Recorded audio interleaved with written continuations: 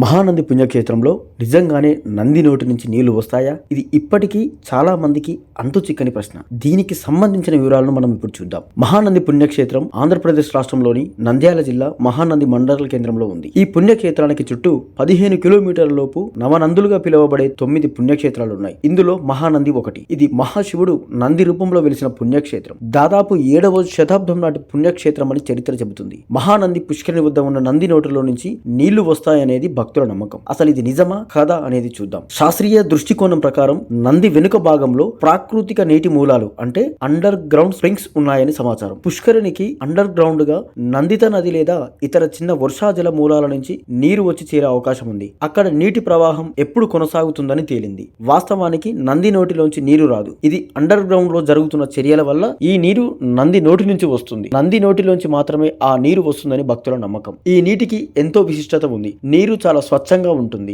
గుండు పిన్ను వేసినా మనం నీటిలో చూడవచ్చు. ఈ నీటిలో ఎటువంటి కాలుష్యం, ఫ్లోరైడ్ లేదని తేలింది. ఈ నీరు తాగితే ఆరోగ్యానికి కూడా మంచిది. అంతేకాకుండా ఈ నీరు తాగటం వల్ల సర్వ రోగాలు నయమవుతాయనేది భక్తుల నమ్మకం. ఈ నీరు 2 కోనేరుల ద్వారా బయటికి వెళ్తుంది. గుడి పరిధిలో ఉన్న పొలాలతో పాటు చుట్టూ ఉన్న గ్రామాల పొలాలకు కూడా ఈ నీటిని మళ్లిస్తారు. ఈ నీరు ఎండాకాలంలో చల్లగా, చలికాలం, వర్షాకాలంలో వేడిగా ఉంటుంది. ఇక్కడ నిరంతరంగా నీరు ప్రవహిస్తుండడం విశేషం.